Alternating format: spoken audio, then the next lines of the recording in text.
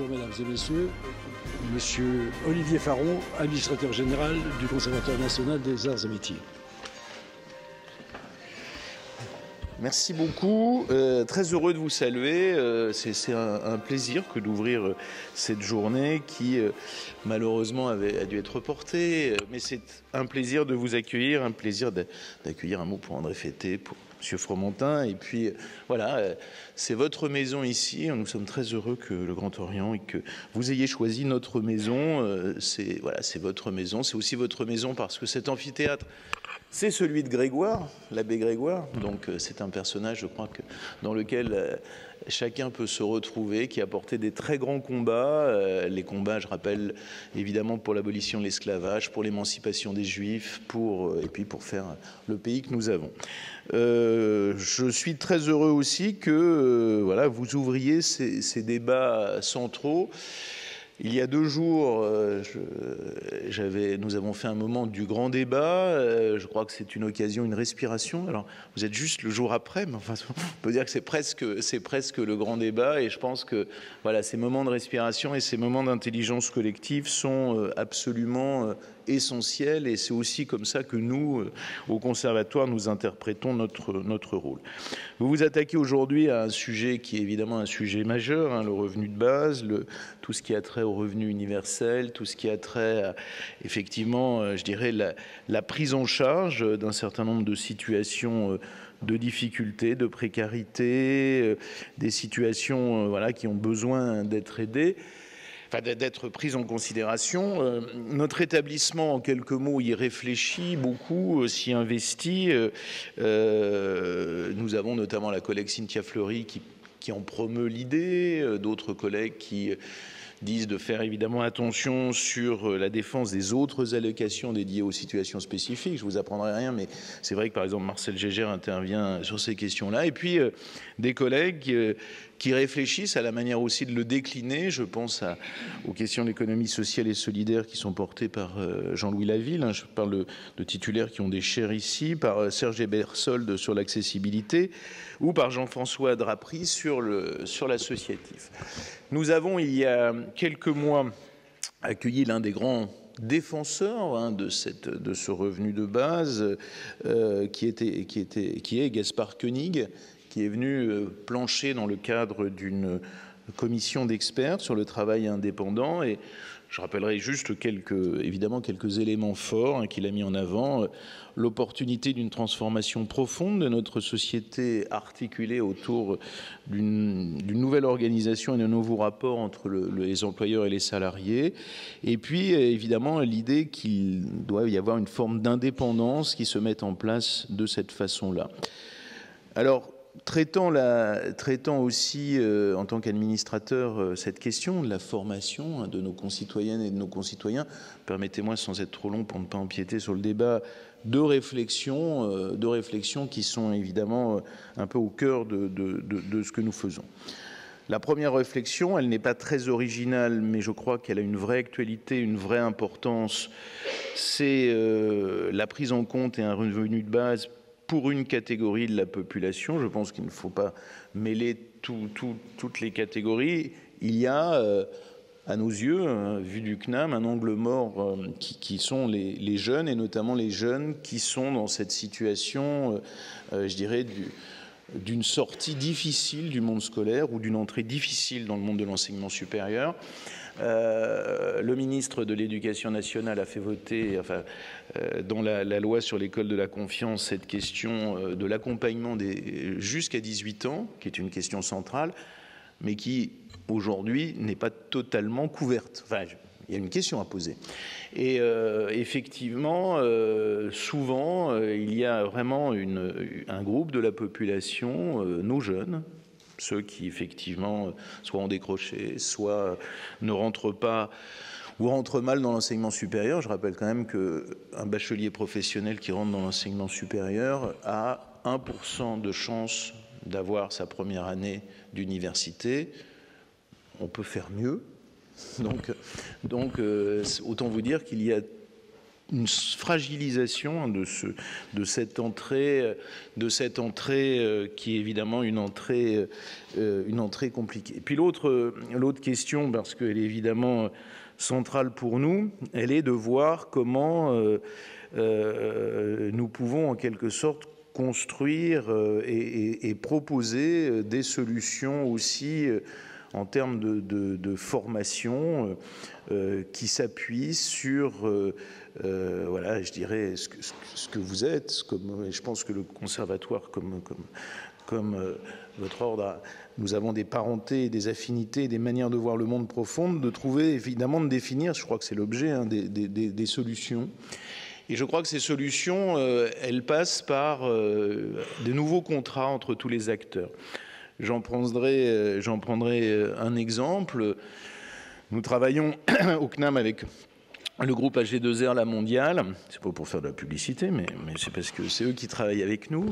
Et ce groupe nous propose quoi? Il nous propose d'accompagner des demandeurs d'emploi en fin de droit, des demandeurs d'emploi qui sont dans des situations extrêmement lourdes, donc qui sont presque dans les conditions d'un revenu universel. Et il nous propose de travailler avec eux pour leur proposer les bonnes formations, les bons outils pour le retour à l'emploi. Alors soyons clairs, c'est pas facile, parce que voilà, nos concitoyennes et nos concitoyens éloignés de l'emploi depuis très longtemps ont perdu ces réflexes, ils sont fragilisés socialement. Je reviens sur le mot de confiance, il y a une question de retour à la confiance qui est important, mais en même temps, je crois que ces actions-là sont très emblématiques de la nécessité d'une vraie corrélation entre, évidemment, et le président de la République vient ouvrir le chantier, donc votre colloque tombe bien aujourd'hui aussi, puisqu'il vient d'ouvrir cette semaine ou la semaine dernière ce chantier, une vraie corrélation entre, évidemment, tous les dispositifs de revenus et tous les dispositifs d'accompagnement, évidemment, vous l'avez compris, je plaide pour ma paroisse, d'accompagnement vers la formation, donc vers l'insertion. Et je crois que aujourd'hui, les temps sont mûrs pour porter et faire émerger, raconter et donc essaimer de nouvelles bonnes expériences. Donc, nous aurons, le conservatoire, beaucoup à prendre de vos travaux, et puis soyez ici chez vous, c'est votre maison, et très heureux de vous accueillir. Merci beaucoup.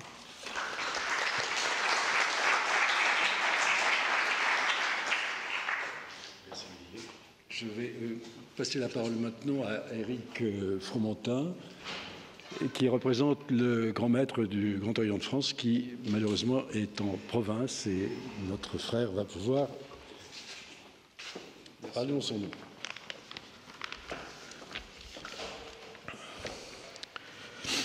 Monsieur l'administrateur général, Monsieur le Président, mes très chers frères, mes très chères sœurs, Mesdames, Messieurs, permettez-moi au nom de notre grand maître, Jean-Philippe Hupsch, président du Conseil de l'Ordre, notre obédience retenu, comme on le dit chez nous, sur un autre chantier. Il est à Marseille pour visiter les loges, toutes les loges marseillaises et pour participer au congrès régional. Permettez-moi de vous remercier de l'honneur que vous nous avez fait en nous accueillant dans cette si noble institution, pour traiter d'un sujet majeur qui anime notre monde économique et social actuel. C'est la raison pour laquelle, depuis plusieurs années déjà, le Grand Orient de France réfléchit sur le revenu de base, que notre obédience a souhaité mettre, avec d'autres sujets d'importance, au premier rang de ses préoccupations. La Commission nationale du Grand Orient de France sur le revenu universel inconditionnel, constituée à cet effet lors de notre dernier convent, a souhaité entendre depuis 2 ans des personnalités qui ont pu nous éclairer sur un sujet bien plus complexe qu'il n'y paraît. D'autres suivront durant les années à venir. L'écologie, les rapports avec les organisations syndicales, notamment agricoles, ou encore les communs, seront au programme de nos rencontres. À ce titre, dans la continuité de ce que nous avons déjà fait durant ces dernières années, notre réflexion s'est ouverte sur les problématiques associées, notamment le travail, la décroissance, l'intelligence artificielle, l'organisation de nos sociétés et bien sûr, toutes les expérimentations en cours. Évidemment, tout ce qui a trait au capitalisme et à son rapport au travail nous intéresse. De même, le revenu universel agricole nous semblerait la porte d'entrée naturelle aux revenus de base. La raison de ce colloque est précisément de regarder comment l'Europe peut s'inscrire dans cette réflexion générale. Bien sûr, au travers probablement de la politique agricole commune, mais aussi sans doute dans une perspective de son financement. C'est une idée qui prend de l'ampleur. Il y a de plus en plus d'expérimentations à travers le monde. C'est un thème très présent, jusque dans la Silicon Valley, et même Barack Obama en parle dans ses discours. C'était d'autant plus appréciable que c'est une idée complexe qui trouve des partisans à gauche parmi des écologistes et à droite parmi des libéraux. Une idée complexe qui, comme on le dit sur nos colonnes, rassemble parfois ce qui est épars.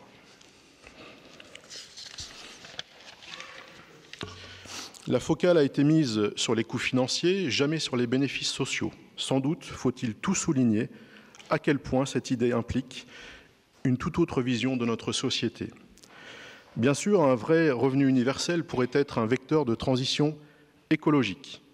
Il s'agit alors de penser la consommation autrement, de favoriser les circuits courts en versant tout ou partie de ce revenu dans des monnaies locales qui ne peuvent être utilisées pour acheter des produits importés. C'est une réflexion en cours.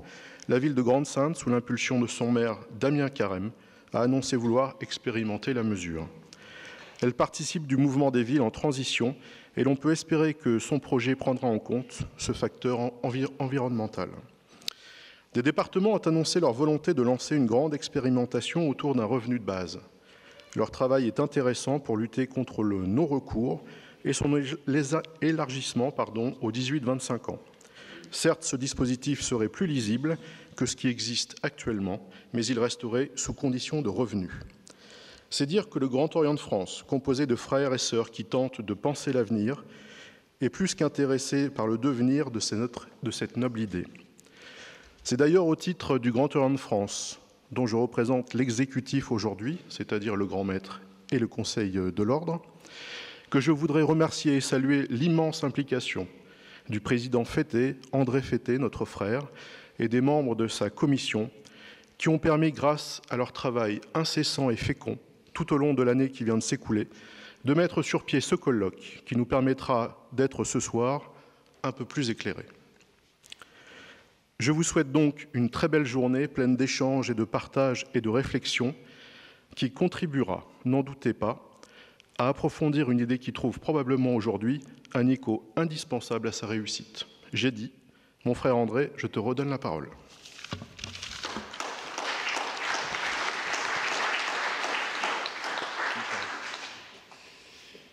Mesdames, Messieurs, maintenant je vais donner la parole à Erwan Tanguy, qui sera le modérateur de cette première table ronde et va vous présenter ses partenaires.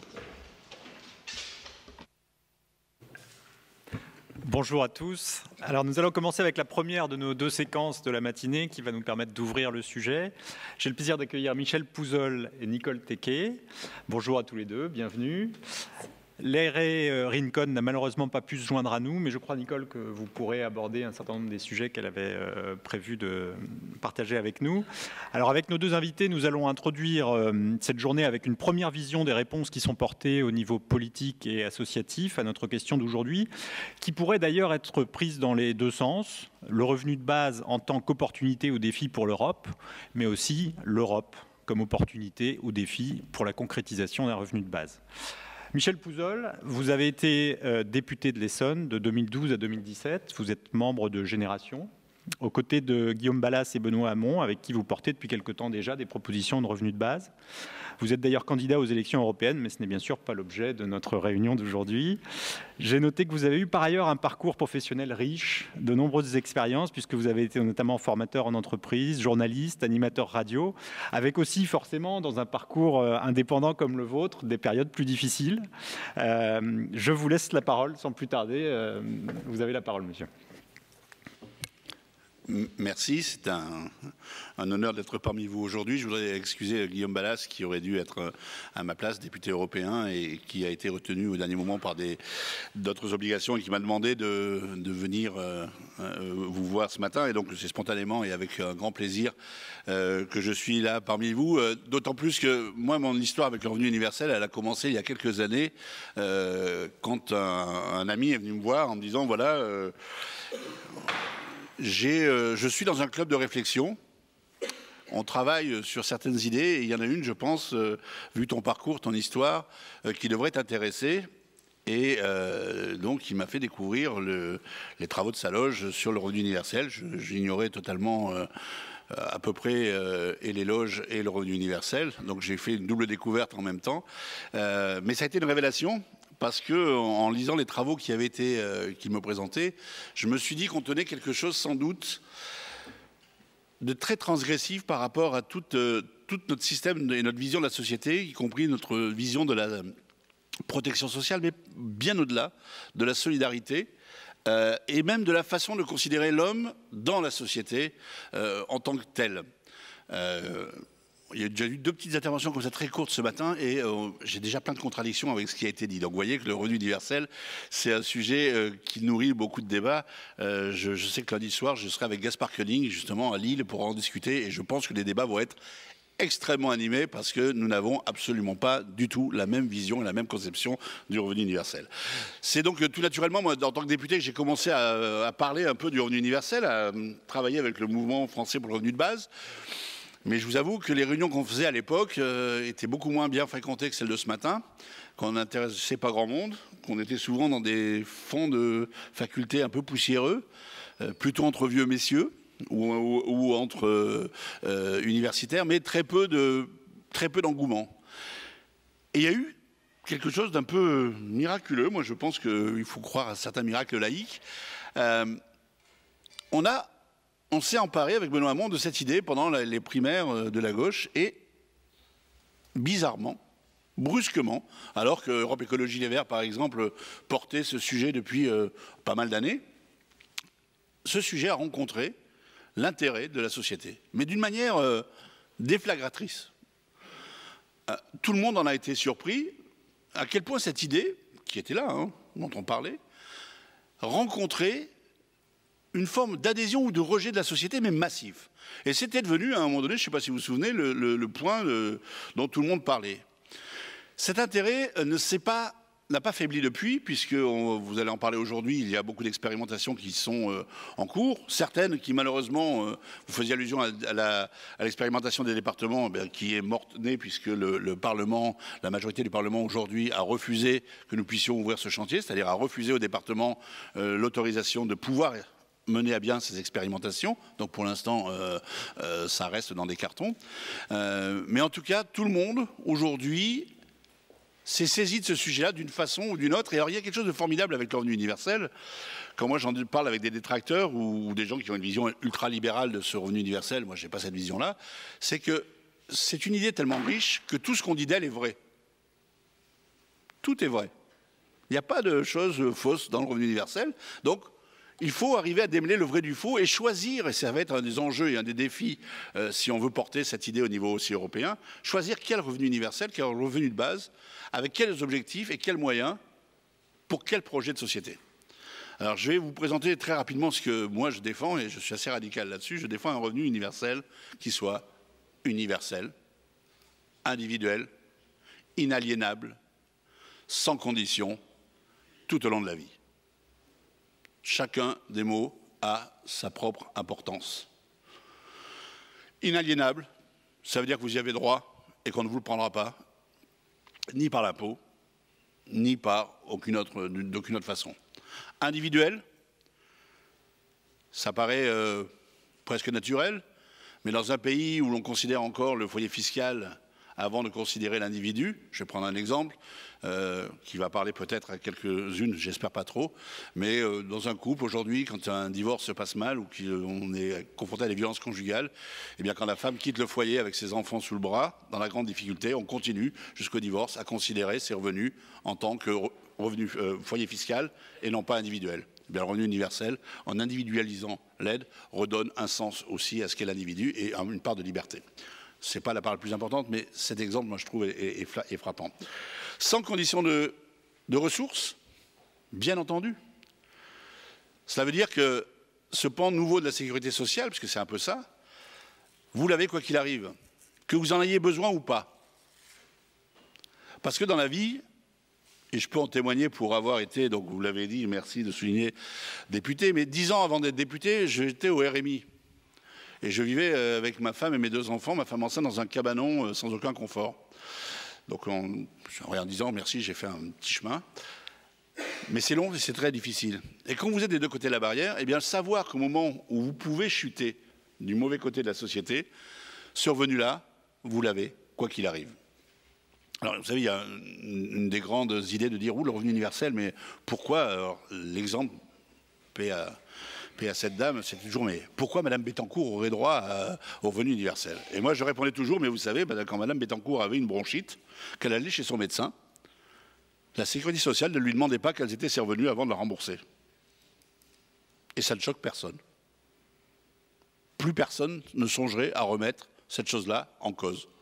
Eh bien, la sécurité sociale, c'est sans condition de revenu. Et donc, le revenu universel, pour moi, doit procéder du même mécanisme. Alors, sans naïveté, la fiscalité est là pour venir rétablir l'équilibre des comptes à un moment donné, mais c'est très important. D'autant qu'aujourd'hui, et c'est les jeunes qui en parleront le mieux, les chemins de vie vont être très différents de ce qu'ils ont été jusqu'à présent. Moi, je viens d'une ville de province, Clermont-Ferrand, où il y avait 7 usines Michelin, et donc quand vous aviez 17 ans, votre espérance c'était de pouvoir rentrer dans cette grande famille, entre guillemets, d'y faire toute votre carrière, d'en sortir retraité. Vous ne vous enrichissiez pas, mais vous étiez sûr d'avoir les moyens de payer votre maison ou votre petit pavillon, d'assurer les études de vos enfants et de leur préparer éventuellement un avenir meilleur que le vôtre. Vos efforts avaient un sens. Aujourd'hui, les carrières de ce type-là sont totalement terminées. Les jeunes le savent très bien. Ils vont commencer de petits boulots en stage, pourquoi pas auto-entrepreneur, on va créer des start-up, on va être salarié, on va faire du bénévolat, etc. Donc les carrières vont être beaucoup plus fractionnées. Et bien le revenu universel permet aussi d'affronter ça.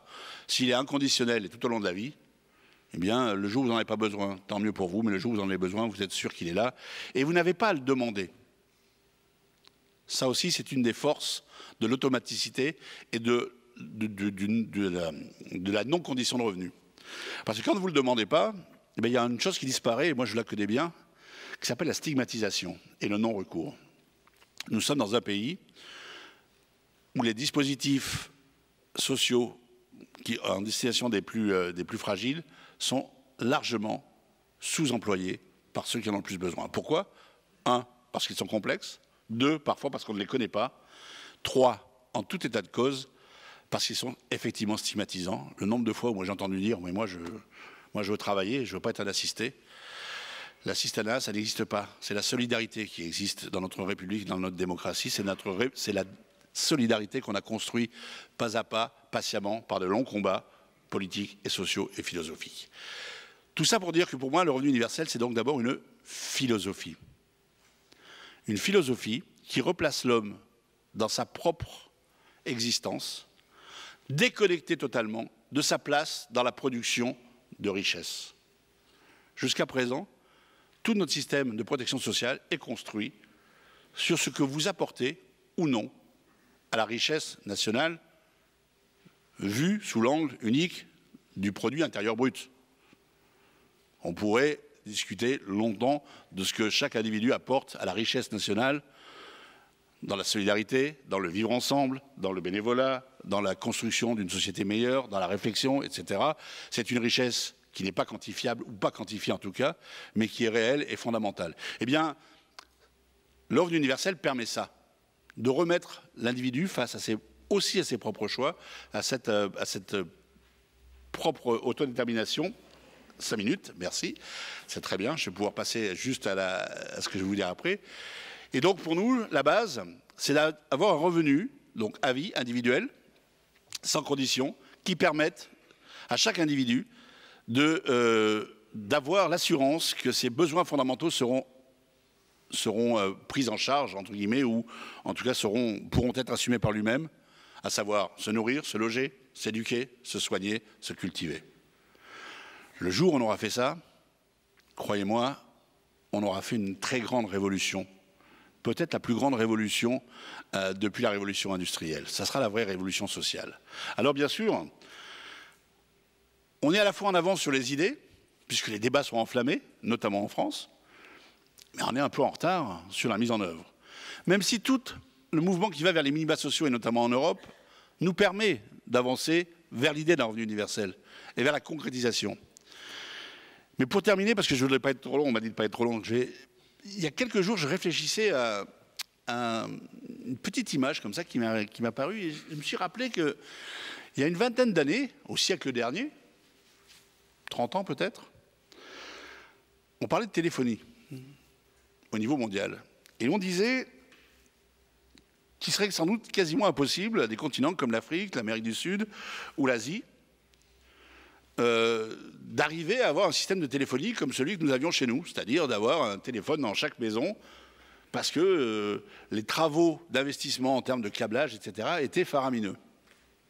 Et donc, nous vivions encore sur cette idée que pour avoir un téléphone, il fallait un fil qui relaie d'un point à un autre.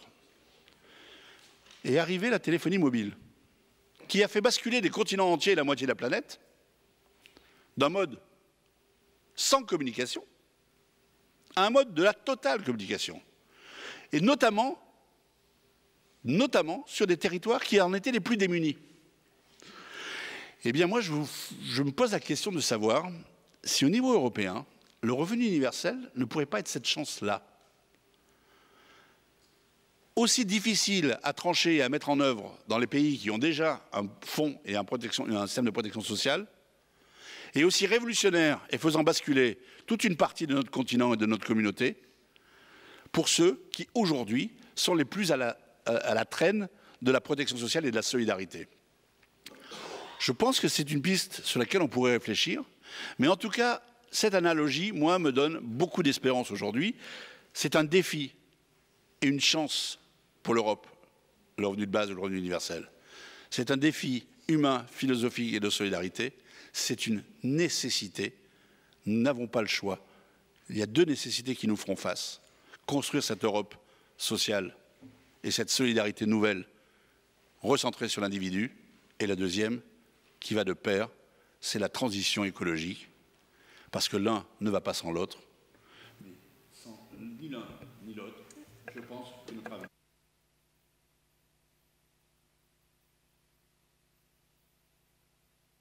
Non, c'était pas volontaire, pardon. Non, je me serais pas permis. L'essentiel avait été dit.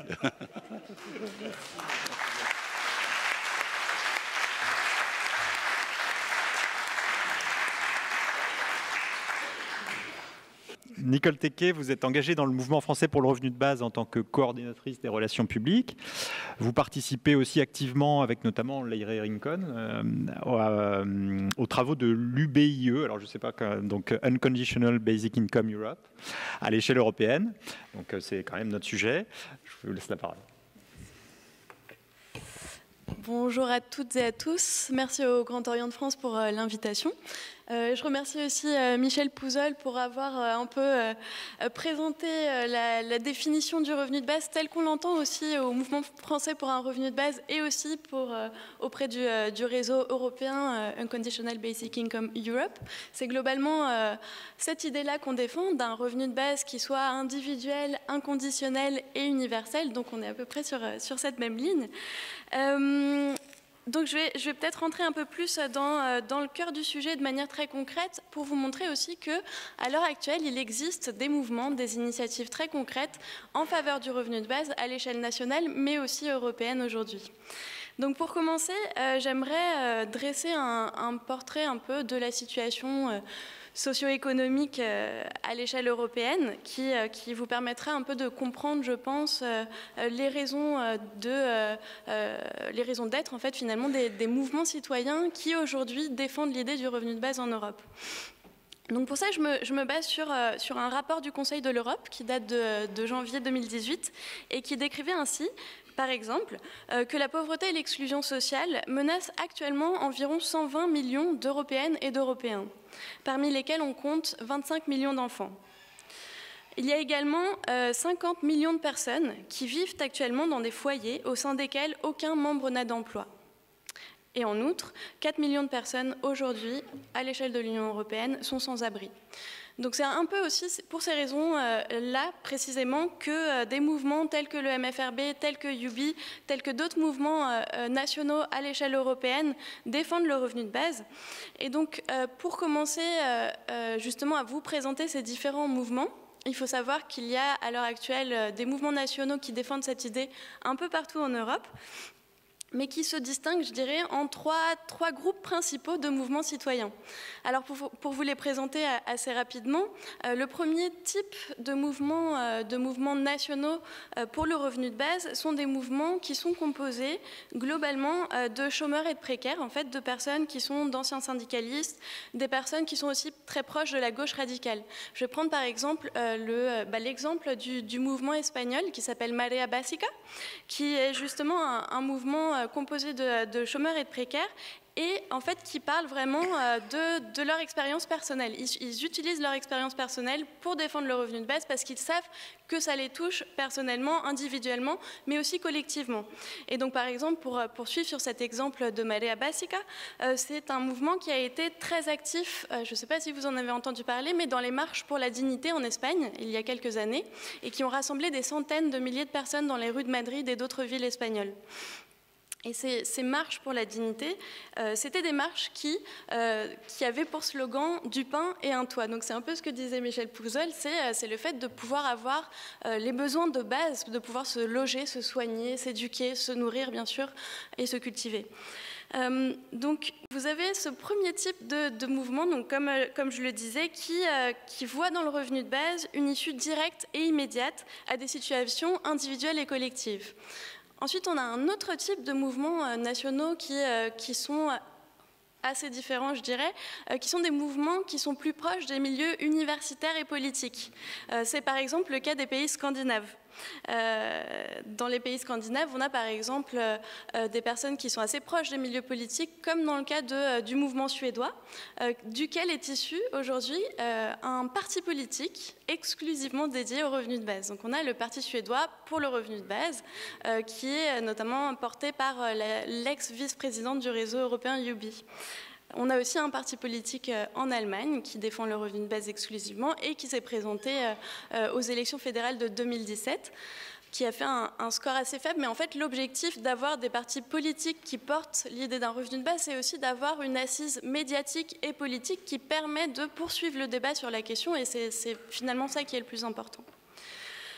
On a aussi donc des personnes qui sont proches des milieux universitaires qui, entre guillemets, apportent une certaine expertise auprès des institutions, en tout cas que les institutions voient ces personnes comme des ressources en termes d'expertise. Et donc c'est par exemple le cas de la Finlande, où dans le cadre, je reviendrai tout à l'heure, mais de l'expérimentation finlandaise, au sein du comité de pilotage a été intégré un des membres du mouvement finlandais pour le revenu de base.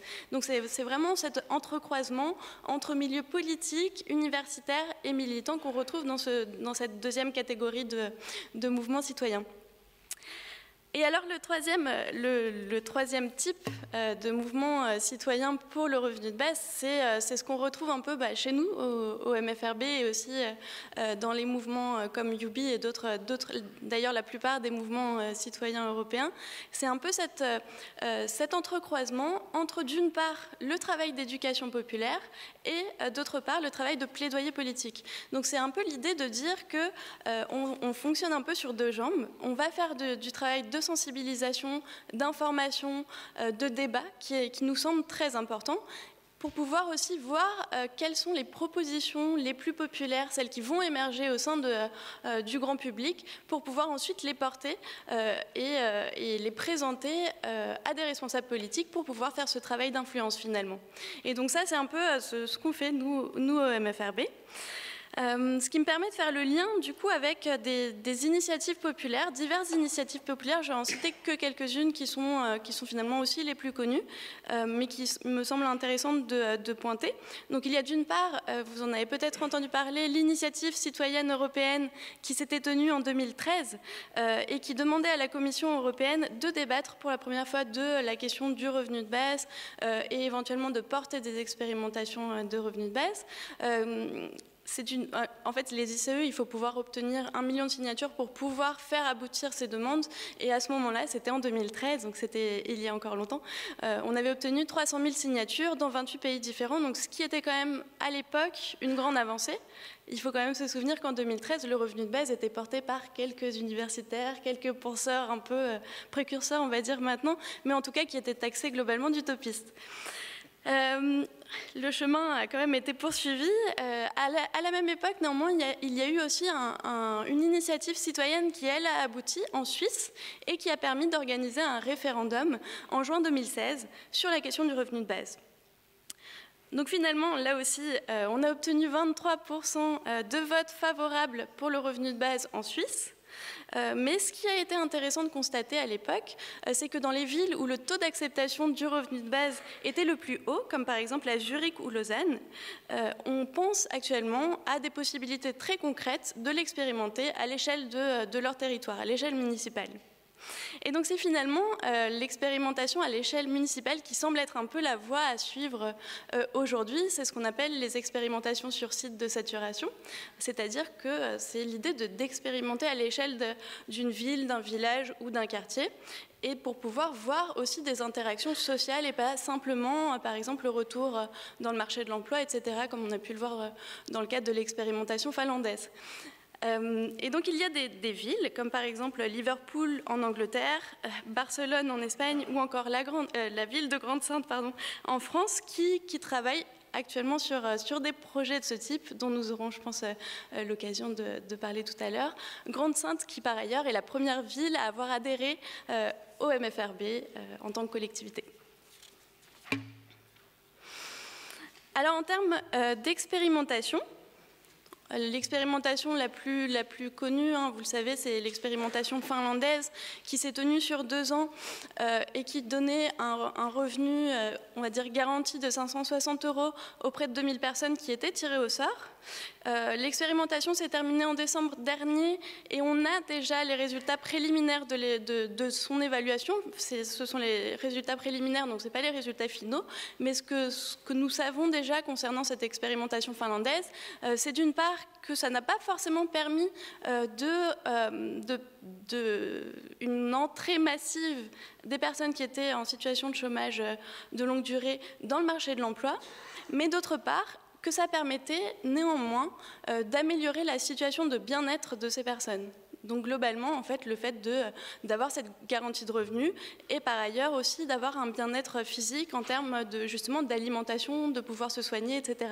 Donc c'est 2 éléments très intéressants à prendre en compte. D'une part, pas forcément le retour dans l'emploi, mais d'un côté aussi le bien-être des individus. Donc on voit bien que c'est une situation assez complexe. Je vais aussi me pencher un tout petit peu sur le projet de Barcelone, étant donné que Leire n'a pas pu venir aujourd'hui. Mais c'est un projet qui est assez intéressant dans le sens où c'est un des premiers projets d'expérimentation qui a été financé par un fonds européen. Donc il s'agit du projet qui s'appelle BMINCOM, en référence au projet MINCOM qui avait eu lieu dans les années 70 au Canada, et qui se tient depuis 2017 et qui est un projet sur 3 ans. C'est un projet qui s'appelle, en tout cas qui a été construit de manière à avoir une logique municipaliste. Donc c'est il l'appelle un revenu municipal d'inclusion, qui se tient dans un quartier, un des quartiers les plus précaires de la ville de Barcelone, le quartier de Besós. C'est un parti aussi, ce qui est très intéressant, c'est que c'est un parti qui est porté par le parti citoyen Barcelona en Comú, qui est issu de la gauche radicale, écologiste et municipaliste. Donc c'est un projet qui a été co-construit avec les citoyens, pour les citoyens. Donc comme je le disais, c'est un projet qui s'appuie sur un financement de l'UE de 15 millions d'euros dans le cadre d'un programme du FEDER, donc du Fonds européen de développement régional, qui s'appelle Urban Innovative Actions. Donc c'est un côté, ce qui est intéressant derrière ce projet, et puis on pourra y revenir tout à l'heure si vous avez des questions à ce sujet, mais qui a cet intérêt d'avoir un ancrage municipal très local, donc ce que je vous disais tout à l'heure sur l'intérêt d'avoir des expérimentations sur site de saturation, mais qui est aussi soutenu à l'échelle européenne. Et donc on voit bien que cet entrecroisement et justement le lien entre le niveau le plus local et le niveau européen peut être très efficace finalement pour porter le revenu de base. Et alors, pour finir, je vais parler un peu des Proposition européenne, on va en parler dans le cadre des autres tables rondes, mais je vais les mentionner assez globalement pour vous donner un peu une idée de ce qu'il existe en termes de propositions qui sont notamment portées par des mouvements comme UBI par exemple, mais aussi les mouvements nationaux. Très rapidement, vous avez par exemple le projet d'Eurodividende, qui est un projet qui a été formulé initialement par le philosophe belge Philippe Van Parijs, qui est un revenu de base européen d'un montant d'environ 200 €, essentiellement financé par TVA. Vous avez aussi le revenu de base agricole, qui est un revenu qui est distribué à l'ensemble des agriculteurs. On va aussi en reparler tout à l'heure, mais l'idée en fait, c'est qu'il soit financé par le budget de la politique agricole commune, la PAC, sur son deuxième pilier, et qui représente la PAC actuellement 40% du budget européen, soit 58 milliards d'euros par an. Donc on voit qu'il y a quelque chose à faire aussi de ce côté-là, notamment quand on voit la situation très précaire des agriculteurs, ne serait-ce qu'en France, où un tiers des agriculteurs reçoivent moins de 350 € par mois. Et alors sur cette même logique, donc c'est vraiment une approche sectorielle, c'est-à-dire que l'idée de travailler sur ces approches sectorielles sur une catégorie de population, c'est de voir les changements qu'un revenu universel pourrait opérer auprès de certaines catégories de population. Donc c'est, on va dire, une étape intermédiaire vers le revenu de base.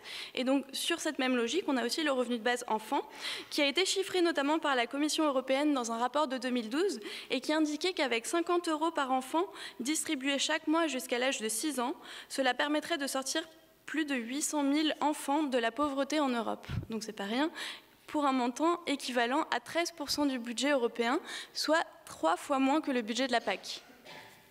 Donc c'est un peu des pistes qui sont intéressantes de réfléchir à l'échelle européenne. Dans le cadre des élections européennes, les mouvements nationaux et européens vont être mobilisés et vont solliciter les candidats aux élections européennes. Mais simplement pour dire, l'idée d'avoir des revenus de base qui sont partiels, c'est l'idée de se dire que ce sont des revenus de base qui servent de socle à l'échelle européenne. Après, on obtient en fait des revenus de base nationaux qui viennent se cumuler. Donc l'idée d'avoir des revenus de base européens n'est pas de venir remplacer les politiques sociales nationales, mais plutôt de venir les renforcer. Et l'intérêt de ces revenus européens, c'est justement de pouvoir apporter une réponse en termes d'inégalité auprès des individus, mais aussi auprès des États. D'où l'intérêt. Donc on pourra en reparler de toute façon tout à l'heure, et puis certaines tables rondes entrent aussi dans le détail de certaines de ces propositions-là. Je conclurai par une étude menée par le European Social Survey, un programme de sondage européen qui réalise chaque année un état des lieux de l'opinion publique sur un certain nombre de sujets sociaux, qui avait révélé en 2016 que 64% des Européens et des Européennes étaient favorables au revenu de base, en 2016. Il faut savoir qu'entre-temps, il y a eu pas mal de changements.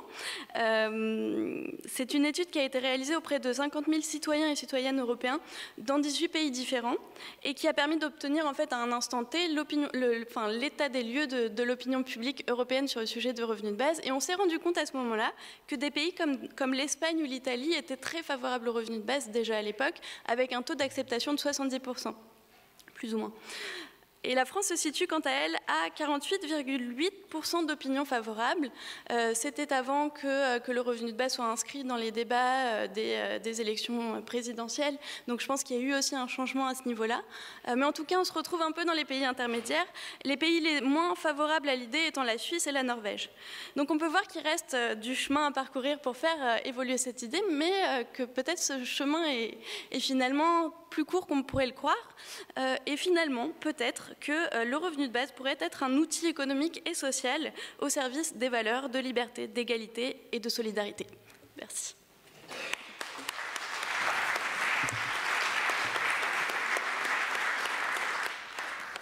Merci à tous les deux. Alors, une première question rapide, vous l'avez dit, l'Europe peut être un champ d'expérimentation pour le revenu de base, mais à visée un peu plus longue, on pourrait se dire que ça pourrait n'aboutir qu'à se réduire au plus petit dénominateur commun. Alors, est-ce que c'est un risque ou est-ce que c'est au contraire la solution pour combiner le niveau européen et une flexibilité au niveau local et des marges de manœuvre au niveau local pour l'implémentation? Monsieur Pouzol, peut-être Comme je le disais au début, tout ce que l'on peut dire sur le revenu universel est vrai. Donc ce que vous dites, le risque existe effectivement que cette volonté du minima au niveau européen se traduise de cette façon-là. Moi je pense qu'au niveau européen, il faut se rendre compte qu'on a encore beaucoup de pays où les minima sociaux sont quasi inexistant ou en tout cas très faible. Et donc, on peut saisir l'idée de ce débat sur le revenu universel pour renforcer déjà cette cohésion-là. Parce que si on n'a pas cette cohésion de base, effectivement, on aura du mal à construire une Europe sociale. Vous le disiez, 150 € par personne, par mois à vie, ça n'a pas le même sens à Malte, en Roumanie, en Allemagne, en Pologne, en Irlande, en France et en Espagne. C'est bien évident qu'on ne parle pas du tout de la même chose. Donc il faut qu'on arrive à trouver ces moyens-là. Mais si on s'arrêtait à ça, on ferait le jeu de ceux, puisqu'il ne faut pas être naïf, qui ne veulent pas d'une Europe sociale, qui ne veulent pas d'une Europe fédéraliste. Moi, je suis un fédéraliste.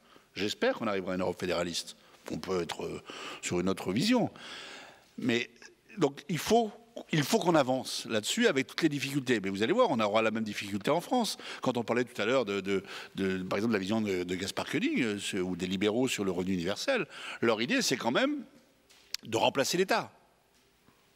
C'est de couper la relation entre l'État et le citoyen, puisque considérant que le principal rapport entre l'État et le citoyen, c'est les aides sociales, enfin c'est la politique sociale, ce qui est dans notre pays important, ça pèse lourd, effectivement.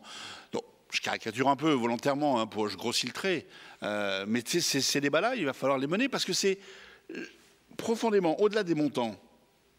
Vous parliez tout à l'heure des exemples. La Suisse, la votation en Suisse, je crois que c'était le montant proposé. Accrochez-vous à vos fauteuils, c'était 2300 francs suisses par mois. Et effectivement, là, on était bien dans la logique que j'évoquais tout à l'heure, de dire on a nos besoins fondamentaux qui sont... et peut-être que dans un cas comme ça, oui, l'intervention de l'État se poserait d'une autre façon. Si demain, en France, on décidait que le revenu universel est à 2000 € par mois, par exemple, oui, effectivement, ça poserait d'autres questions, y compris sur nos politiques sociales, etc. Quand on est à 750 €, c'est-à-dire en gros au niveau des minima sociaux, bon, on fait disparaître les minima. On les crée pour tous. Mais enfin, la marge de manœuvre pour vivre correctement, elle est encore un peu grande, puisqu'on estime qu'à partir de... Les gens qui sont dans la grande pauvreté, vous estiment qu'à partir de 800 €, ils commencent à arriver à survivre correctement. Survivre correctement, hein. Les deux mots sont un peu paradoxaux. Donc on est encore loin du compte. Enfin, donc ces débats-là, effectivement, il faut les avoir. Alors moi, je suis toujours un peu peiné quand on part d'aussi bas. Mais à un moment donné, si on veut avancer, je crois que soit on fait cette révolution dont je parlais tout à l'heure et on passe par-dessus et on fait comme pour la téléphonie, c'est-à-dire qu'on passe du tambour dans la brousse au téléphone portable. Et là, dans ce cas-là, ne parlons pas de 150 €, mais allons vers des positions plus tranchées. Soit on veut avancer concrètement, et l'un n'est pas contradictoire avec l'autre, et il faut aussi passer par ces étapes-là et prendre le temps de la réflexion. Moi, je vous dis, c'est un chantier massif. C'est pas une disposition en plus. C'est pas une prime nouvelle qu'on invente. C'est un vrai chantier. Enfin, la sécurité sociale, les retraites pour tous et l'assurance chômage, ça a été un vrai chantier dans la France de l'après-guerre. Hein. Il faut se mettre à ce niveau-là. Et au niveau européen, je pense que c'est le chantier même de l'Europe qui est au cœur de ça, si on veut le mettre au niveau de l'Europe. C'est la redéfinition de ce qu'est l'Europe. Et là, au-delà du revenu universel, ne serait-ce qu'avec nos amis allemands, on a des vraies divergences encore et des divergences d'approche. Pas philosophique ou politique, d'approche de ce que doit être l'Europe. Donc vous voyez qu'on est sur un vrai chantier. Mais c'est une chance pour l'Europe, pour moi. Voilà. Alors, sur les politiques européennes et le fait qu'il y ait un risque en termes de laisser passer l'opportunité peut-être de mettre en place un revenu de base. Certes, les expérimentations... Alors, nous, on a un positionnement qui dit le revenu de base, notre objectif, c'est de mettre en place un revenu de base à l'échelle nationale pour les réseaux européens, à l'échelle européenne, mais on ne s'exclut pas la possibilité de pouvoir l'expérimenter. En fait, l'avantage d'une expérimentation, c'est avant tout de pouvoir prolonger le débat, de pouvoir faire en sorte que ce soit un débat démocratique, que ce soit une idée qui soit le mieux comprise par le grand public, pour pouvoir ensuite porter des propositions qui soient les mieux acceptées finalement. À l'échelle européenne aujourd'hui, on a très peu finalement de politiques sociales réelles, concrètes. L'Union européenne est en train de construire son pilier social, mais à l'heure actuelle, on ne sait pas trop quoi faire en fait. Et donc l'idée du revenu de base, ça peut très bien être de dire, nous on propose justement des propositions concrètes à travers le revenu de base pour pouvoir venir construire ce pilier social de l'Union européenne qui aujourd'hui existe finalement très peu. Après, en termes de possibilités, notamment de pouvoir financer ces propositions dont je vous parlais, donc que ce soit d'un revenu de base enfant, d'un revenu de base agricole, d'un eurodividende, il y a plusieurs possibilités. Soit on va puiser dans le budget actuel européen, soit on augmente la contribution des États membres, mais dans ces deux solutions, c'est très difficile de pouvoir porter ça politiquement et puis d'obtenir une augmentation de la contribution des États membres ou d'obtenir une part du budget européen. Donc la troisième solution, c'est d'aller chercher d'autres sources de financement. Et c'est aussi pour ça que le revenu de base agricole peut être intéressant, parce que la PAC actuellement est en cours de renégociation, qu'on voit bien qu'il y a des problèmes aujourd'hui en termes de redistribution, d'inégalité de distribution de l'argent de la PAC, donc c'est une piste. Finalement, après, ce que propose aussi Philippe Van Parijs avec l'eurodividende, c'est aussi de financer un eurodividende, certes, avec un montant très faible, mais qui permet de réduire les inégalités non seulement entre les personnes, mais aussi entre les États. Alors je sais que la TVA, c'est pas forcément la taxe la plus populaire, on va dire, parce qu'elle est injuste, parce que tout le monde la paye et que ça ne tient pas compte des revenus des personnes qui la payent. Néanmoins, l'intérêt que ça pourrait avoir avec un revenu de base européen, c'est que tout le monde le touche aussi. Donc ça permettrait d'avoir cette égalité en termes de revenus et cette équité en termes de financement. Voilà, je ne sais pas si ça répond globalement à la question. Mais... Merci. Juste un mot sur les... Voilà. Juste un mot sur les expérimentations, parce que pour réussir tout ça, que ce soit au niveau national ou européen, on va avoir besoin de, moi je vous le dis, de militants du revenu universel ou du revenu de base. On va avoir besoin un peu de guerriers pour aller porter cette idée. Les expérimentations, moi je trouve ça formidable, mais elles ont un vrai défaut dans ce système-là. C'est qu'est-ce qu'on leur demande ? L'exemple, c'était finlandais, par exemple, était très circonscrit sur une idée, sortir les gens du chômage. Eh bien, si vous demandez au revenu universel, au revenu de base, simplement d'être efficace pour sortir les gens du chômage, il va avoir une certaine efficacité, mais pas spectaculairement différente d'autres dispositifs qui existent déjà. Si vous contraignez le revenu universel à ne se préoccuper que de la pauvreté, et la très grande pauvreté notamment, il va être efficace, notamment pour la très grande pauvreté, ça c'est sûr. Mais pas si spectaculairement efficace qu'on pourrait l'imaginer, parce qu'on va rester dans des étiages assez bas. Et en fait, c'est ça le risque avec le revenu universel. C'est qu'en le sectionnant, en prenant une partie de ses effets, une partie de ses objectifs, on n'a pas la beauté du tableau dans sa globalité, si je puis dire. Et donc, si on veut faire des expérimentations, moi je trouvais que l'idée qu'on avait eue, alors bien sûr c'était la nôtre, alors forcément elle était meilleure que celle des autres, pendant la campagne des présidentielles, était assez intéressante, parce que là, on s'intéressait à une tranche d'âge, les 18-25 ans, donc à une génération entière. On voulait l'installer d'abord pour cela et pour les travailleurs les plus en difficulté.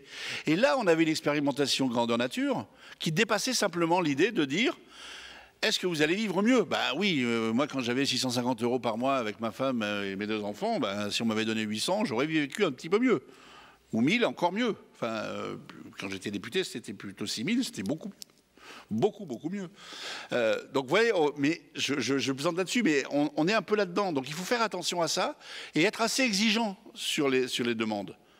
Parce qu'on peut expérimenter, par exemple, en Angleterre, on a expérimenté l'argent gratuit. Vous savez, cette expérimentation où on a pris des SDF les plus éloignés possibles de l'insertion et on leur a donné 1000 livres par mois, je crois, pendant 1 an, sans rien leur demander. Pendant 3000 ? non, je crois que c'était 1000 livres par mois, enfin bon, une grosse somme en tout cas, et pendant, on s'est débrouillé pendant un an, et on est venu les revoir au bout d'un an.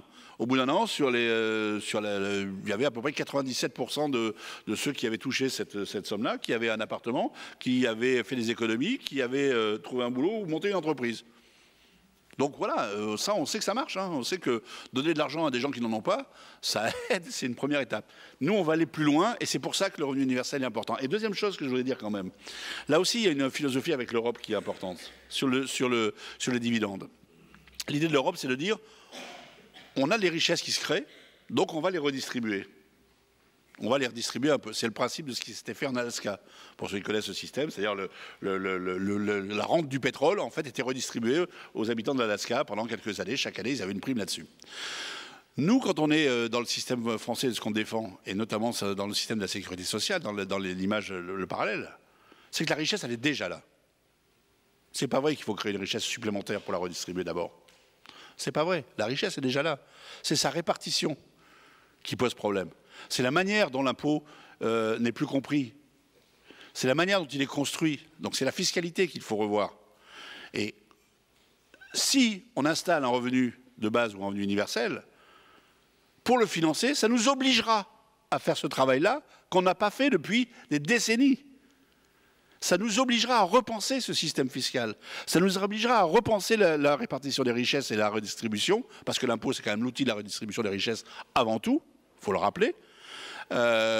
Et donc, on inverse le processus, on installe un procédé, un dispositif, le revenu universel ou le revenu de base, qui nous obligera, pour le financer et pour qu'il réussisse, à amener la réflexion jusqu'au fond. C'est un chantier titanesque, mais je crois que si on est convaincu, le temps n'est pas si loin pour y arriver. Merci.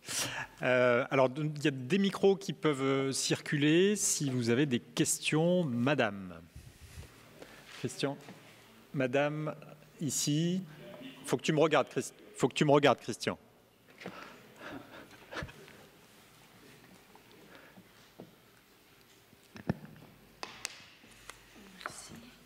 Oui, c'est bon. Bonjour, je m'appelle Geneviève Boucher, je suis futurologue et je suis vraiment très heureuse de ces propos d'ouverture.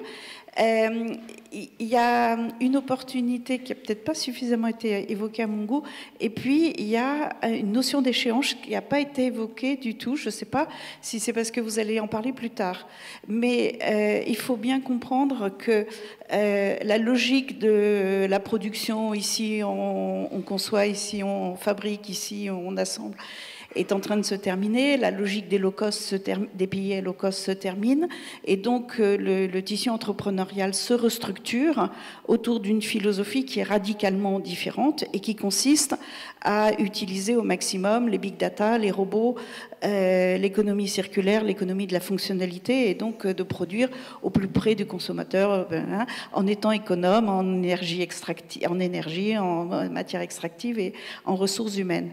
Ce qui fait que pour la première fois depuis la sédentarisation, la classe moyenne, qui jusqu'à maintenant a été le socle de notre modèle social, va s'effondrer, et il commence à s'effondrer. Et vous avez évoqué rapidement, on bascule dans la pauvreté presque du jour au lendemain, et c'est un des premiers signes.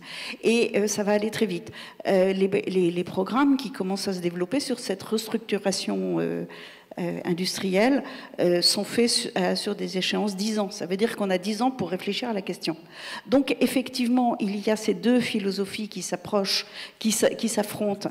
La philosophie qui est profondément inscrite dans la pensée européenne, qui est plutôt celle que vous défendez, et puis celle que Gaspard Koenig défend avec élégance, qui est beaucoup plus anglo-saxonne, et qui est dans la continuité presque de Monsieur Ford, qui dit si je fabrique des dentifrices et des brosses à dents, il faut donner de l'argent aux gens pour. Donc combien coûte un pauvre? On distribue ce que coûte un pauvre et on fait tourner la machine comme ça.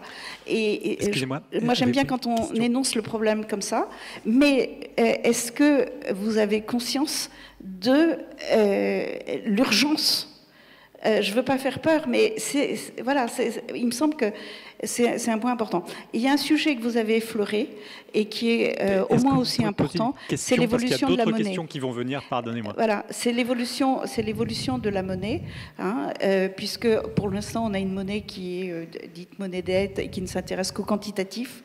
Et on est en train de travailler sur des monnaies qui vont évoluer vers le qualitatif. Donc, est-ce que vous intégrez aussi, et ça dans les mécanismes de redistribution, ça ouvre des opportunités extraordinaires, et surtout de simplifier la fiscalité que vous évoquez souvent. Donc, est-ce que vous intégrez dans vos travaux ces deux paramètres qui me semblent tout à fait importants?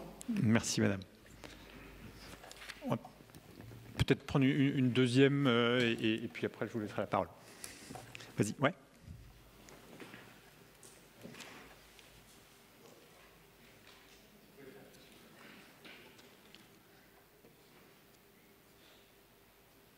Oui, ma question va être très courte. Je comprends et je souscris en fait au côté universel, c'est-à-dire de ne pas faire d'expérimentation qui soit effectivement soit sur le chômage, soit sur un certain nombre d'éléments, et c'est ce qui en fait son intérêt. Par contre, le fait que ce soit universel, on va se trouver confronté à un problème politique. Et ce problème politique, il y a 3 niveaux, en fait, au niveau européen. Le niveau national et le niveau municipal, qui a été abordé pour certaines expérimentations. Est-ce qu'il ne faudrait pas, et là peut-être que je suis peut-être un petit peu révolutionnaire, mais justement que ce soit le niveau européen qui prenne la décision de manière générale et que ce soit le niveau local qui l'exprime. Et au fond, d'oublier le niveau national qui est un vrai problème en fait sur les décisions européennes. Et c'est le seul moyen, me semble-t-il, et j'aimerais avoir votre avis, de pouvoir réaliser les choses qui vont se faire petit à petit, mais au moins avec l'ombrelle européenne. Voilà. Merci. Réponse courte. Je vais essayer de faire court, c'est pas ma spécialité, mais je vais essayer de faire court. Oui, bien sûr, le niveau européen est très pertinent pour ça. C'est ce qu'on disait. Après, la problématique, c'est que la discussion est bien moins avancée au niveau européen, globalement, politiquement, qu'elle peut l'être dans certains pays ou dans certaines sociétés. Enfin, il y a un truc très amusant, entre guillemets, en France, c'est que même le président de la République aujourd'hui, qui croit absolument pas au revenu universel, nous sort une mesure qui s'appelle le revenu universel d'activité. C'est-à-dire qu'à défaut de prendre la formule, il prend le nom. Non, mais vous savez, mais c'est quand même symptomatique.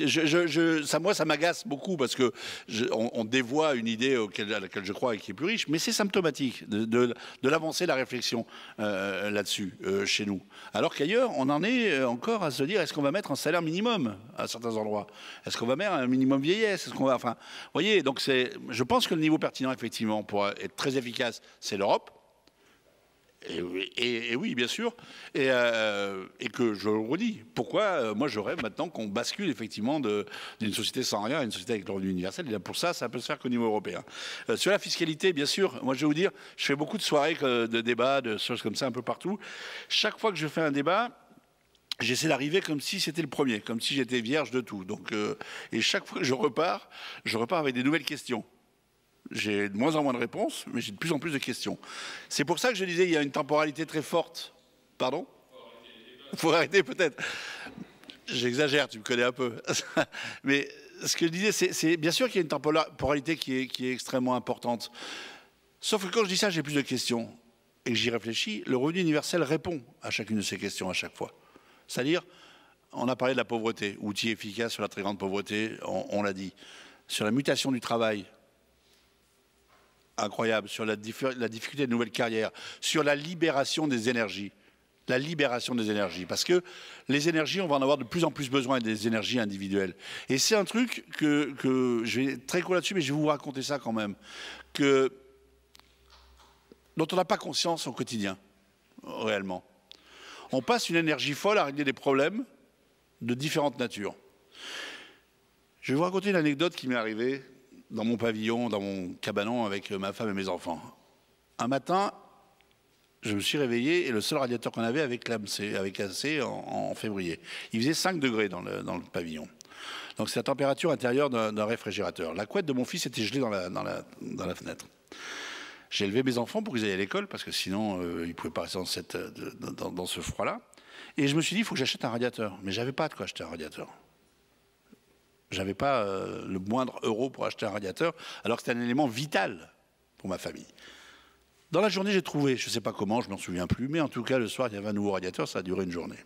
L'année dernière, j'ai eu besoin d'acheter un radiateur, donc je suis allé, comme tout le monde, dans un supermarché, je suis allé au rayon des radiateurs électriques. Et là, j'ai fait une découverte. C'est qu'un radiateur électrique, c'est 40 €, le premier prix. Et donc, il y a eu une époque, pas si longtemps que ça, où je n'avais pas 40 € à mettre pour un élément vital. Quand vous êtes dans la grande pauvreté, quand vous êtes dans l'incertitude de ce que va être demain, quand vous êtes dans l'incertitude de savoir si votre start-up elle va marcher ou pas, et si vos parents vont pouvoir vous aider, quand vous êtes dans l'incertitude de savoir si votre petit commerce, votre boulangerie au fin fond de la campagne ou votre exploitation agricole, elle va vous permettre de vivre ou pas, vous passez votre vie et toute votre énergie à gérer des problèmes grands comme l'Himalaya, qui sont en fait des taupinières, et toute cette énergie que vous mettez là, vous ne pouvez pas la mettre ailleurs. Vous ne pouvez pas l'utiliser pour quelque chose de constructif. Vous ne pouvez pas l'utiliser pour vos enfants. Vous ne pouvez pas l'utiliser pour la société. Vous ne pouvez pas l'utiliser pour la collectivité. Eh bien, le revenu universel, par exemple, là aussi, c'est pour ça que je le disais, il faut avoir conscience de ça, c'est libérer ces énergies qui aujourd'hui, et là on est bien loin simplement d'une idée sociologique ou politique, de libérer ces énergies dont on va avoir de plus en plus collectivement besoin. Nous sommes certains à le savoir. Il faut qu'on fasse passer ça. Et donc, je vous disais, pour en finir, voilà, je me pose chaque fois plus de questions, et chaque fois, c'est marrant, le revenu universel me permet de cocher une case de plus, donc j'y crois plus que jamais.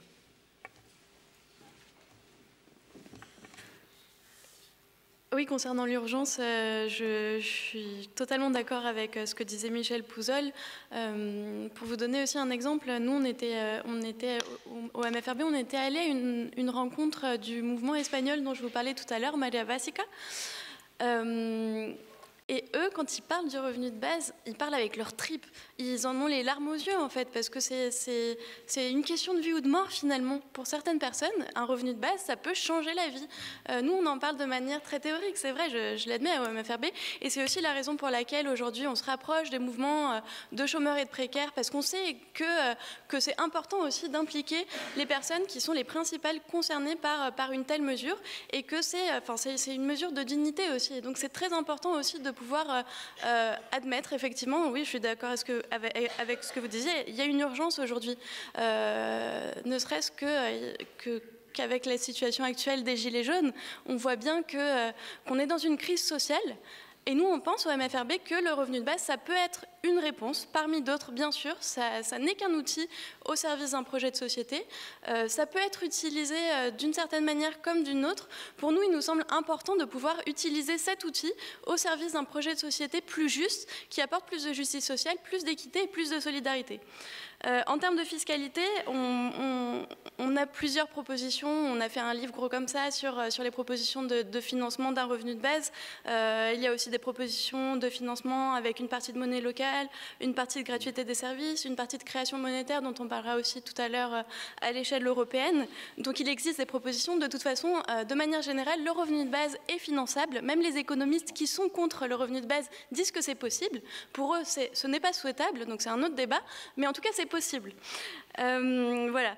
Et donc, concernant les expérimentations aussi à l'échelle universelle, ce que vous disiez aussi sur le fait que ce soit une décision au niveau européen pour une implémentation à l'échelle locale, ça nous semble aussi très intéressant. Et d'ailleurs, au réseau européen UBI, il y a un groupe de jeunes, ce sont les jeunes qui ont un groupe de jeunes qui se déterminaient comme jeunes, qui est actuellement en train de travailler sur un projet pour demander à l'Union européenne de financer au moins 10 expérimentations dans 10 pays différents pour pouvoir justement faire en sorte que ce soit une mesure qui soit impulsée par le niveau européen, mais qui se fasse à l'échelle locale. Et donc, comme je vous le disais, à l'échelle de municipalités, de quartiers, pour pouvoir voir les interactions sociales et que ce ne soit pas juste une expérimentation pour voir le retour dans le marché de l'emploi, etc.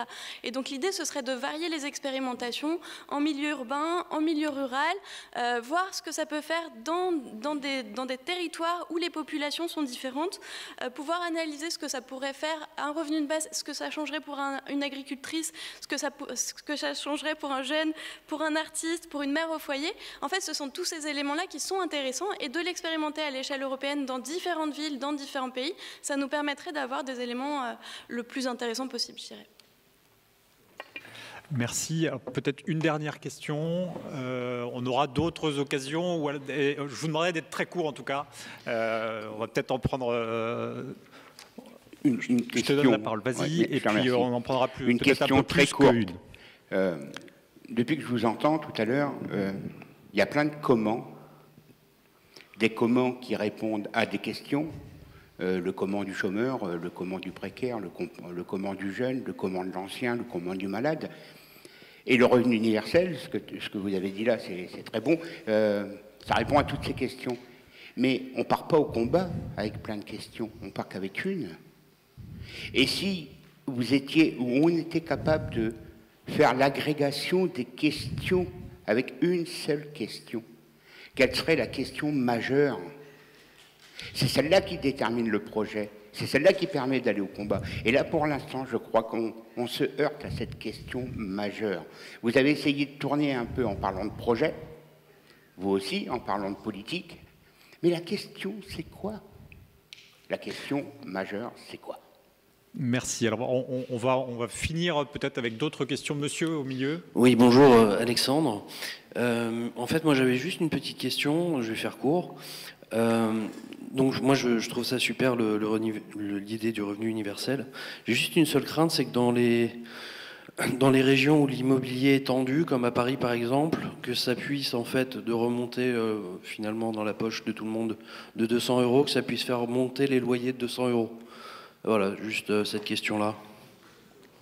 Merci. Toute dernière question. Monsieur, au milieu juste derrière ou deux rangs derrière.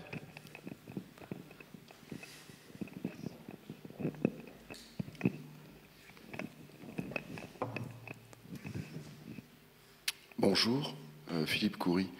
J'ai une question très courte qui m'est inspirée par ce début de journée. Bien sûr, le parallèle avec la venue de la sécurité sociale et des congés payés, j'aime bien ce parallèle. Mais ce qui se passe aujourd'hui, c'est que personne ne remet en question la sécurité sociale et les congés payés parce que dans l'esprit des gens, enfin quoique, mais on va dire que dans un sens général, il y a une notion de légitimité. Et est-ce que le problème auquel on se heurte, si on est tous là, d'ailleurs on n'est pas très nombreux pour une conférence nationale, hein, je veux dire, on pourrait être quand même beaucoup plus interpellés que ça, parce qu'il n'y a pas que des spécialistes du sujet qui sont là, c'est des gens plutôt intéressés. Bref, donc moi ce que je pense, c'est que il y a un dernier tabou à faire tomber, c'est le tabou du travail. C'est-à-dire qu'on a beaucoup entendu parler artistes, remise à l'emploi, artistes en difficulté, patrons de start-up, mais la principale idée, c'est est-ce qu'on est d'accord avec donner une somme d'argent à quelqu'un qui ne fait rien? Et est-ce qu'on a le droit de rien faire? Excusez-moi, je ne suis pas futurologue ni économiste, c'est simplement une question philosophique. C'est est-ce qu'on admet de donner de l'argent à quelqu'un qui ne fait rien, qui n'entend rien, c'est-à-dire pas d'activité rémunératrice. C'est ça. Ce qui n'est pas forcément rien. C'est pas rien.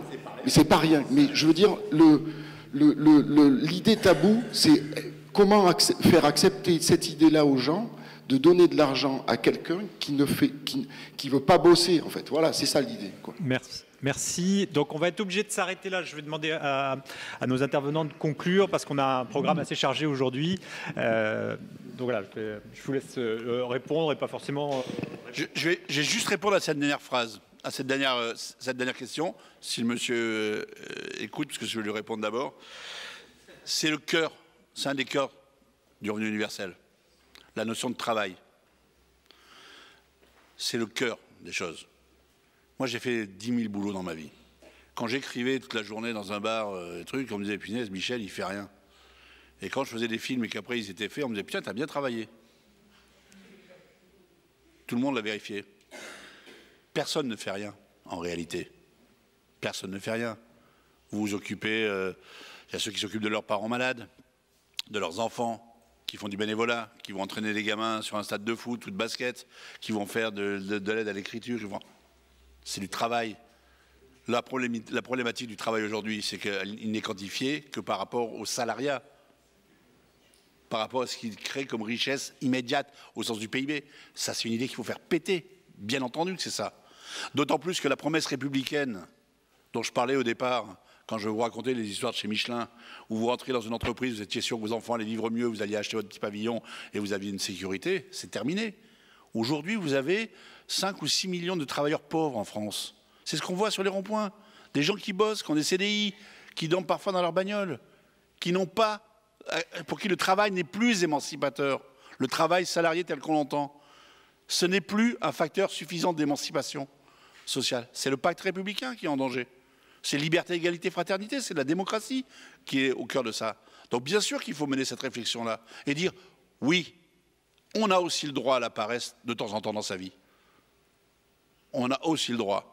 Mais ce matin, ceux qui sont venus, ils sont venus pour travailler. Moi, je suis là, on est totalement bénévole, mais on vient bosser, quoi. Et demain, je vais dormir. Je ferai rien. Je accepte d'être payé pour les deux cas. Hein. Donc moi, le revenu universel me va très bien là-dessus. Mais c'est fondamental ce que vous venez de dire. Et je voudrais l'immobilier sur ce que vous disiez sur l'augmentation des loyers. Vous savez, c'est un vieux serpent de mer qui dit que les APL ont conduit, notamment les sociétés de HLM, à augmenter les loyers au niveau des... C'est faux. Ben voilà, c'est juste faux. C'est une fake news qui circule, que des experts reprennent, que des politiques reprennent à la télé. C'est faux, on a les chiffres. Ça n'existe, c'est pas vrai. Oui, non mais... Sauf que statistiquement, c'est faux, ça peut arriver. Vous avez toujours...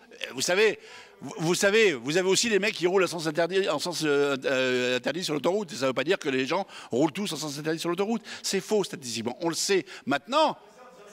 Mais si. Mais si, je suis désolé. Mais ça pose question, mais c'est une fake news. Les loyers n'ont pas augmenté à cause des APL. Ce n'est pas vrai. Excusez-moi. Des gens vous le diront, alors que ces gens-là, excusez-moi, attendez, je ne vais pas polémiquer, mais renseignez-vous. Moi, je travaille un peu là-dessus, je vous le dis. Statistiquement, ça n'est pas vrai. Voilà. Maintenant, ce qu'on peut faire là-dessus, parce qu'il faut le faire, il y a un endroit où il s'est passé une chose comme ça sur les prix. C'était les grèves de la faim en Guadeloupe, je crois. Je ne sais plus si c'était en Guadeloupe ou il y a quelques années où effectivement il y avait eu des grèves très fortes. Et on avait distribué de l'argent, 1 000 €. Voilà. Et l'année d'après, effectivement, ça s'était répercuté entièrement sur l'inflation. Totalement. Dans un système fermé où là, effectivement, le gain pour les gens avait été de 0 parce que tous les prix avaient augmenté d'autant. Mais ça se contrôle, ça aussi. Bien sûr qu'il faut le contrôler. Mais bien sûr qu'il faut le faire. C'est parce que non, mais ce que je veux dire aujourd'hui, c'est faux, mais ça se contrôle, bien entendu. On peut pas le mettre sans. Enfin, quand on parlait du logement, et on va en parler plus de trucs, moi je pense que le logement, c'est fondamental. Une des grandes expérimentations qu'on pourrait faire sur le revenu universel, c'est le housing first. Je vais terminer là-dessus. C'est le housing first, c'est-à-dire d'abord un logement, et on peut peut-être avoir un revenu universel qui assure le logement pour tous, et après l'insertion, ça marche mieux. Donc voilà, bien sûr que ça se contrôle, que ça se verrouille et qu'il faut faire attention. Parce que tout est vrai sur ce que je dis sur le revenu universel. Et la question juste, s'il y avait une question, je ne sais plus qui c'est qui m'a posé la vraie question.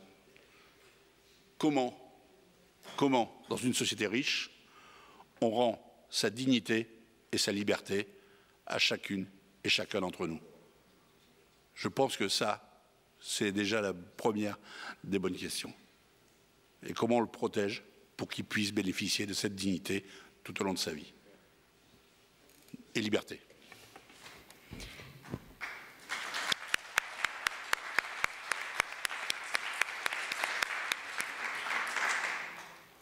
J'aurais formulé plus ou moins la même question, donc bon, c'est pas grave. Juste très rapidement sur la question des loyers. Encore une fois, le revenu de baisse est un outil qui se met au service d'un projet de société. Et vraiment, à titre personnel, moi, je pense que ça peut passer par un encadrement des loyers aussi. Enfin, il y a un contrôle à faire à ce niveau-là. Sur la valeur travail, sur un peu ce chantage à l'emploi qu'on nous apporte régulièrement aujourd'hui. Pour moi, c'est vraiment un... Alors, le travail, l'emploi, le travail au sens salarié, ça peut être source d'émancipation, c'est clair, d'épanouissement personnel, mais il faut aussi admettre que l'emploi, ça peut aussi être un moyen, c'est aussi source de subordination et ça peut être un moyen d'exploitation.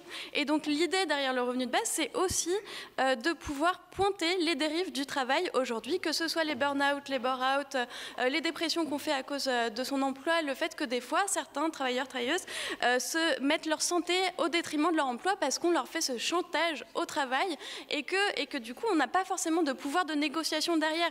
Et donc c'est aussi cette question-là de la valeur travail qu'il faut pointer et sans complètement la balayer, mais en tout cas l'idée du revenu de base, c'est de repenser notre rapport à l'emploi, de repenser un projet de société où on replace l'humain au cœur des échanges et pas juste cette injonction au travail. C'est aussi l'idée de reconnaître d'autres formes de travail, comme le disait Michel Pouzel, qui ne sont aujourd'hui pas rémunérés et donc d'une certaine manière pas reconnus socialement. Il y a une étude qui a montré que le travail domestique effectué majoritairement par les femmes au sein du foyer, s'il était chiffré, monétarisé on va dire, s'il était chiffré, ça constituerait le double du PIB actuel en France. Donc il y a certaines choses qui sont extrêmement valorisantes, pas forcément valorisantes, mais en tout cas valorisées. Et donc l'idée du revenu de base, c'est aussi de reconnaître ces activités-là et de leur donner une valeur à leur juste valeur. De manière plus générale, et je conclurai aussi très rapidement, l'idée du revenu de base, c'est aussi vraiment le cœur aussi des débats sur le revenu de base, c'est d'apporter une véritable liberté de choix dans nos choix de vie. C'est de pouvoir choisir son emploi, mais aussi de pouvoir éventuellement réduire son temps de travail. Et c'est pas si grave finalement si on peut réduire notre temps de travail pour mieux le redistribuer, pour pouvoir avoir accès à d'autres formes d'activités, de pouvoir aussi dégager de l'esprit pour pouvoir s'impliquer dans des associations, dans des partis politiques, pour pouvoir avoir une implication dans la vie politique locale. Ça peut être intéressant. Et pourquoi pas pour pouvoir se former, pour changer de carrière, pour pouvoir faire une pause, pour pouvoir prendre le temps de prendre soin d'un parent âgé, malade, etc. C'est aussi imaginer une autre forme d'interaction sociale, de projet de société. Et bon, je répète un peu la même chose, mais pour revenir à la question, pour moi, c'est vraiment l'idée du revenu de base. La question centrale derrière tout ça, c'est peut-on accepter aujourd'hui en France de ne pas donner les moyens aux citoyens et citoyennes français de pouvoir vivre décemment. Et c'est tout. Merci. André, je te laisse la parole. Donc, nous avons fini pour cette première séquence. André, je te laisse la parole. Merci. Nous allons installer la prochaine table ronde. Donc, les intervenants sont priés de venir s'installer. Merci à vous. Si vous voulez bien vous asseoir.